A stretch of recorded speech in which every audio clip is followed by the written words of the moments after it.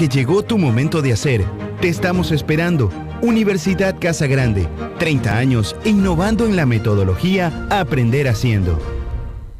Vecino, ¿qué hace? ¿Sacando la basura? ¿Y se fijó en la hora? No. Ay, vecino, tiene que entrar a www.urbaceo.com y ver los horarios y frecuencias de recolección establecidos por el municipio de Guayaquil. ¿Y el horario para qué? Vecino, porque debe ser responsable y no generar mal aspecto a la ciudad. ¿Y tú, guayaquileño? ¿Estás respetando el horario y frecuencia de recolección en tu sector? Haz tu parte por un Guayaquil más ordenado, más limpio. Cambió la forma de comprar y de vender, cambió la forma de estudiar, cambiaron las oficinas y las salas de reuniones. Y aunque los cambios siempre son un desafío, el éxito está en contar con el aliado correcto, en utilizar la tecnología de hoy para ser la empresa que quieres ser mañana. En Telconet Latam, acompañamos la transformación digital de tu empresa, con soluciones tecnológicas que se adaptan a las necesidades y desafíos de tu negocio. El momento es ahora. Telconet Latam. Fin de espacio publicitario. Estamos en Punto de Orden, programa de opinión y análisis. Son las 8:59, seguimos informando. Recuerden, nos pueden seguir a través de los distintos medios digitales Radio Centro. Estamos en www.radiocentro.com.es. Estamos en nuestro canal de YouTube, Radio Centro 101.3. Y la deuda del Estado con el IES, el ISPOL y el ISFA llegó a $9.104 millones en enero del 2022. Esta cifra representa el 34.7% de la deuda pública interna, estimada en $26.217 millones, según el Ministerio de Finanzas. Y está con nosotros, son las 9:00, y ha hecho contacto vía Zoom la doctora María Paula Romo, ex ministra de Gobierno. Buenos días, le saluda Juan Javier Benedetti, bienvenida a Punto de Orden. Doctora Romo, las amnistías otorgadas por la Asamblea Nacional enviaron un mensaje de unidad o de impunidad.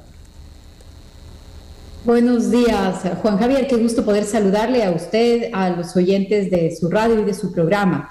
En efecto, el mensaje de la Asamblea Nacional es un mensaje, por un lado, de impunidad y por otro, de abandono a la Policía Nacional, porque yo creo que hay muchas cosas que están involucradas en esta decisión que tomó la Asamblea en una amnistía que es un combo que solo tiene una línea de conducción, un tema en común.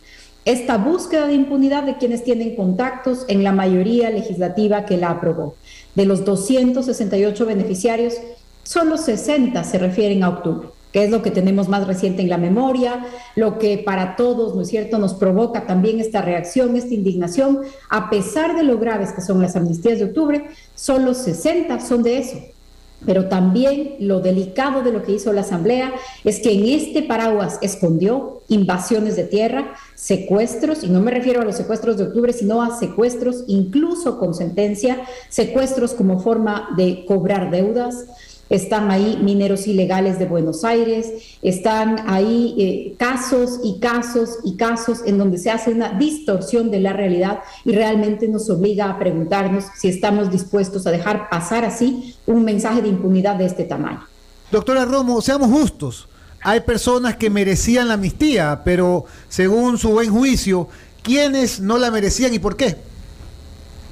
Pues en realidad lo ideal sería que las personas no tengan que esperar o depender de una amnistía para que su inocencia sea ratificada, porque muy pocas personas de todas las que llegan al sistema de justicia van a tener la posibilidad de ser atendidas por una medida así de excepcional. Entonces, lo primero sería que después de 2 años y medio de los sucesos de los que estamos hablando, quienes cometieron delitos tengan sentencias y quienes no cometieron delito ya hayan confirmado su inocencia y se hayan archivado sus casos. Porque lo primero es que la amnistía es una medida excepcional. Efectivamente, entre 268 personas habrá muchos inocentes, pero no como la amnistía o el documento de la Asamblea nos quiere hacer creer, que todos son casi unos seres angelicales que han sido perseguidos con injusticia y que hay casos que vimos, que los vivimos y que ahora, después de lo que dice la Asamblea, no se dieron. Permítame hacer una pequeña referencia histórica. Amnistía como institución jurídica, como potestad del poder político, viene de la palabra amnesia. es una ficción que puede usar el poder político, la Asamblea Nacional, con una mayoría de 2/3, para tomar la decisión de pasar una página de la historia, de decir, este suceso, estos acontecimientos, estos días, las decisiones que se tomaron en ese contexto, son todas tan delicadas que superan las posibilidades de la justicia, que no nos van a permitir seguir adelante, etcétera, y por lo tanto vamos a olvidar que pasaron. Se dio, por ejemplo, una amnistía general después del derrocamiento del expresidente Maguad. Vamos a recordar todos, o los que tenemos cierta edad, recordamos esa amnistía, porque las esposas de los detenidos eran las que pedían, las que insistían ante la Asamblea, y cuando la Asamblea lo decidió, pues efectivamente dijo, los sucesos, todo lo que se dio en estas jornadas, se tenían una relación con un momento de crisis política en el que vamos a preferir tener amnesia sobre lo que pasó. ¿Qué ha hecho la Asamblea Nacional? Usando esta potestad, abusando de esta potestad, tiene amnesia selectiva. Me voy a olvidar de lo que han hecho los amigos de los asambleístas, pero voy a exacerbar lo que hicieron quienes hicieron su trabajo. Y me refiero a los policías. Me refiero a los policías que tuvieron que contener 12 días de violencia inusitada, programada, planificada, que se parapetó, que se tapó en un momento de molestia y de inconformidad por una medida económica muy dura. A eso me refiero, a que la Asamblea Nacional usa el paraguas de la amnistía, esta potestad legislativa, y ahí pone invasiones de tierras, un caso del señor Vargas en la Amazonía, con sentencia penal, con sentencia condenatoria, ejecutoriada de última instancia, un caso que se llama Tezulay, porque era el nombre de lo que invadieron. Otro caso en Cotopaxi, en donde está como el primer sentenciado ya en primera instancia, el señor Leonidas Issa. ¿Y qué dice la Asamblea en su informe? Dice, en este caso, no se trata, como dice el Código Penal o como dice la sentencia, de usurpación o tráfico de tierras, sino que el señor Leonidas Issa, como autoridad indígena, ha dictado una sentencia según la cual la propiedad de la tierra es de la comunidad y no de los señores que dicen ser sus dueños. Y la invasión no ha sido invasión, sino que el señor Issa ha hecho prevalecer la sentencia de la justicia indígena por encima de un simple documento administrativo de la justicia occidental, y el simple documento administrativo es el registro de la propiedad. Esas son las cosas que están escondidas en ese paquete, que lo que hace es, como intentaron algunos en octubre, poner en duda la existencia misma del Estado, de los agentes que son los encargados de hacer cumplir la ley, poner en duda la vigencia del Estado de Derecho, y esa ya no es una pregunta sobre octubre de hace 2 años. Esa es una pregunta sobre hoy y esa es una pregunta sobre el futuro. La impunidad es un problema hoy. Los índices de criminalidad en el Ecuador se relacionan directamente con ese mensaje. Impunidad, prioridades políticas, prioridades del sistema de justicia. Así que no se trata solo de octubre esta discusión, se trata del país en el que queremos vivir. Doctora Romo, por lo que se sabe, por lo que usted ha dicho, los procesados de octubre han tenido muchos amigos, casi 100. ¿Quiénes integran este club de la amistad? ¿Los tiene identificados? En términos generales, la amnistía fue aprobada por 99 votos, en donde estaban las bancadas de UNES y de Pachacutic, que son los promotores, son los que aportan con la mayor parte de los votos y también con la mayor parte de los amnistiados. Y a eso se suman al menos la mitad de la bancada de la izquierda democrática, según entiendo, y se suma también los independientes, que coinciden en varias votaciones con el gobierno. Así que de esa manera suman 2/3, más de 2/3 de la Asamblea Nacional para este terrible mensaje, que todo lo contrario de buscar reconciliación, mirar al futuro, pasar la página, lo que hace es reabrir heridas, abrir nuevas brechas, crear nuevos conflictos, escalar el conflicto ya existente, pero además darle a la policía en un momento tan delicado como este un mensaje de abandono de las mismas fuerzas políticas que cuando los necesitan se llenan de discursos inflamados de emoción para respaldar a la policía, y cuando tienen que respaldarla en una decisión concreta, deciden amnesia selectiva, se acuerdan de lo que les conviene, se olvidan de lo que se les conviene, y vamos a dejar, hoy dejaron ya, a cientos de policías con investigaciones absurdas, infundadas, manipuladas políticamente. Fernando Aguayo la saluda, María Paula. Acuerdo Nacional, este grupo que vota monolíticamente en la Asamblea, creo, y los independientes, al final estos señores son los que dieron esos votos para lograr lo necesario y entregar la amnistía. En eso tenemos que ser claros. Son estos señores que pertenecen al bloque de Creo más los de estos independientes son los que tenían en sus manos la decisión. Claro está, no necesitaban que los de Creo voten en ese sentido, votaron los otros. El gobierno ecuatoriano, que dice hacer todo lo posible, y esperamos que así sea, provocar, estimular inversiones. El Ecuador solo podrá salir adelante con un paquete de inversiones millonario. El presidente habla por ahí de un portafolio de 30.000 millones de dólares. Pero ¿cómo digo yo, el gobierno en un país presidencialista, y usted tiene una enorme experiencia, cómo no pudo manejar a su grupo, el bloque gobiernista, no pudo manejar a su bloque, y ahí están estos independientes, para que no se dé esta amnistía que tanto daño va a hacer precisamente a esa convocatoria para la inversión en el Ecuador? ¿Cómo van a venir acá inversionistas cuando ven que una noche o una madrugada, más bien dicho, simplemente se olvidaron de los delitos terribles que ocasionaron en octubre, cuando destruyeron campos de producción, destruyeron procesadoras de leche, destruyeron fábricas, destruyeron bienes públicos y privados? ¿Cómo van a venir los inversionistas y dicen, ahí los aplauden y son héroes ahora aquellos delincuentes del pasado? A lo mejor creo unidades productivas con gran inversión, ayudo a que se cree trabajo en el Ecuador, pero cualquier día toman la decisión de arrasar con todo y nos fregamos. No va a venir inversión. Usted, reitero, con todo su conocimiento político, ¿cómo se puede explicar que el gobierno no haya podido manejar a su grupo de diputados, de asambleístas? Fernando, buenos días, qué gusto poder saludarle.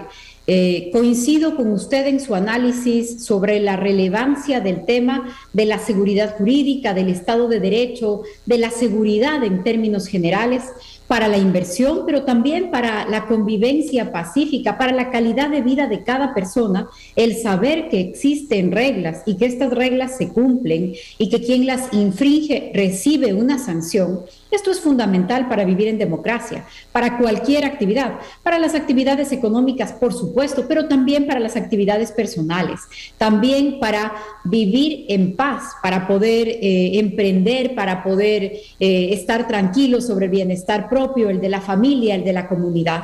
Y también coincido con usted en su preocupación sobre el papel del gobierno. En mi experiencia, en el conocimiento de cómo funciona no solamente un régimen presidencialista, sino también la Asamblea Nacional. Si bien el gobierno no tiene una mayoría, el gobierno es el gobierno y siempre puede enterarse a tiempo, siempre puede decir cosas con más fuerza, siempre puede hablar con las bancadas, si hay cosas que se pueden hacer, y lo que hicieron o dejaron de hacer y por qué es una explicación que ya les corresponde a ellos. Pero coincido en la preocupación de que esto va más allá de octubre, que esto va más allá del episodio del señor Vargas, del señor Issa, de por sí mismos, gravísimo, porque televisaron, obligaron a los periodistas también secuestrados a transmitir por televisión nacional su llamado a que se tomen pozos petroleros, a que se subvierta el orden democrático, el orden constituido, la vejación a policías. Pero además de estas cosas que las vimos, además de el agua cortada en Ambato, además de la Contraloría quemada con las personas detenidas dentro de la Contraloría con botellas de gasolina en sus mochilas y ahora no hicieron nada, no sabían lo que hacían, además de Teleamazonas incendiada, 14 ambulancias atacadas, destruidos 160 patrulleros, heridos 470 policías, y no es que yo me olvide a conveniencia de la otra parte de la realidad, también heridos ciudadanos, también muchísimas pérdidas en lo humano, en la cohesión social, pero hay que tener un panorama general de cuál fue la violencia desbordada. Y mientras por un lado la policía hacía su trabajo, por otro lado los manifestantes escogían las vías más violentas para expresarse. Y eso tampoco podemos permitir que se normalice. En el Ecuador nosotros hemos sabido desde hace muchos años, desde hace muchas décadas, levantar la voz, protestar, hacer grandes movilizaciones sin llevar una botella de gasolina en la mano. Eso no es normal. Eso no es protesta pacífica. Saquear no es parte de la protesta. Quitarle su sustento a las familias, al impedirles que circulen, que saquen sus productos, atacar ambulancias, eso no es protesta y al menos yo, en lo personal, no me voy a resignar a que me cuenten esta otra realidad. Yo sé que cuando a una persona le privan de su libertad y la llevan de un lugar a otro y le impiden moverse, se llama secuestro. No importa cómo lo relaten en el informe, se llama secuestro. Cuando alguien se toma un terreno que no es suyo y lo hace por la fuerza en contra de la ley, se llama invasión, se llama usurpación, se llama tráfico de tierras. Y así se llama si es que vivimos con la ley, con la Constitución en un país democrático, y esto es por lo que tenemos que pelear en este momento. Doctora Romo, buenos días, la saluda Paola Icaza. Yo justamente tengo una pregunta en relación a lo de octubre, porque hemos comentado que el precedente de la amnistía es terrible, que el mensaje que se envía es nefasto, pero y usted ya se ha referido a los secuestros, a la invasión de tierras que se colaron en esa amnistía en paquetazo, y eso sigue siendo un nefasto, pero a pesar de que octubre, usted lo ha mencionado con anterioridad, es pequeño frente a la variedad de casos que presentan estos líderes indígenas, yo creo que no hay nadie mejor que usted para recordarnos lo que ocurrió en octubre, porque muchos tenemos la imagen del incendio de la Contraloría, pero hubo muchísimo más que eso. Entonces puede ser que los asambleístas tengan amnesia, pero los ciudadanos recuérdenos mejor un poco de lo que ocurrió, porque sí, es verdad, incendio de la Contraloría, el tema de Teleamazonas, pero hubo muertos, intentos de degollados, un poquito, eso era lo que quería que nos refresque rápidamente a los radioescuchas y bueno, a todos. Claro que sí, buenos días Paola, qué gusto también saludarla. Como usted bien dice, en octubre pues la protesta no fue solo protesta. No me cabe duda de que había quienes estaban ahí reclamando por una medida que a nadie le es agradable ni popular. La eliminación de un subsidio es conflictiva en cualquier lugar y en cualquier momento. Pero en esa protesta se treparon o se escondieron otros intereses que ya rayan, que ya sobrepasan la legalidad. Permítame ofrecerle algunas cifras para volver a dibujar ese panorama. Tuvimos a lo largo de 12 días más o menos 3.200 bloqueos de arterias principales en el país. No me refiero a los pequeños lugares que luego fueron bloqueados casi por vándalos de cada zona, sino a los de las arterias principales, por donde se trasladan los productos, por donde se trasladan las personas, por donde se traslada quien va a una emergencia, por donde salen los alimentos y llegan los alimentos. Eso provocó el desabastecimiento de la mayor parte de ciudades medianas y grandes del país, en comida y en gas, en combustible, por ejemplo. Tuvimos en esas mismas jornadas ataques que son ataques estratégicos que ya rayan en la estrategia de ataques terroristas. ¿A qué me refiero? A un pozo petrolero en Sucumbíos, en donde hubo detenidos, incluso sentenciados que también están en el paquete de las amnistías. Tuvimos la paralización de todos los aeropuertos del país. Tuvimos un ataque a un rastrillo militar, el cuartel de la Balbina. Un cuartel militar en Quito fue atacado por los manifestantes. Tuvimos también, que me parece a mí que es importante describirlo así, diferenciar lo que es un mensaje político, lo que es un mensaje o una forma de rechazar al gobierno de turno, que es el que se expresa, por ejemplo, con una marcha, con un letrero, con una crítica, por dura que sea, o con la toma de una gobernación. Se tomaron, creo que 8 gobernaciones en el país, si es que la memoria no me engaña, 8 gobernaciones que fueron ocupadas, tomadas por varios días por las protestas. Separemos eso de lo que no es un mensaje al gobierno de turno, sino un mensaje al Estado. Es una negación de la propia existencia del Estado. Tuvimos Entre todos los días de octubre y en varias provincias del país, 208 policías secuestrados. Hubo policías secuestrados por 5 días, ese fue el secuestro más largo, incluyendo policías mujeres, fueron secuestradas en Pujilí, fueron sacadas de su unidad de policía, las fueron a sacar de la UPC y de la UPC fueron secuestradas y llevadas a una comunidad en donde fueron abusadas, desvestidas, vejadas, mantenidas ahí durante 5 días. Tuvimos secuestros como el de Niza, Chimborazo, 2 días secuestrados 47 militares y 5 policías. Tuvimos secuestros como el de la Casa de la Cultura, que lo vimos por televisión nacional, incluyendo periodistas secuestrados. Tuvimos secuestros como el de Calderón el 12 de octubre, en donde la turba enardecida amenazó ya con echar gasolina y empezó a echarles gasolina a los policías. Fue el único caso en donde se autorizó 70 policías heridos, también con lesiones oculares, porque es lo que pasa cuando se dan batallas campales, batallas casi cuerpo a cuerpo. La policía está ahí porque es su trabajo, los manifestantes están ahí porque deciden asumir un riesgo de esa naturaleza, porque han escogido la violencia para expresarse. Tuvimos policías a los que les arrebataron, les quitaron más de un centenar de escudos, casi 200 escudos, 100 cascos. ¿Por qué me refiero a esto? Ustedes me dirán, en medio de un caos tan grande, ¿les importan los escudos o los cascos?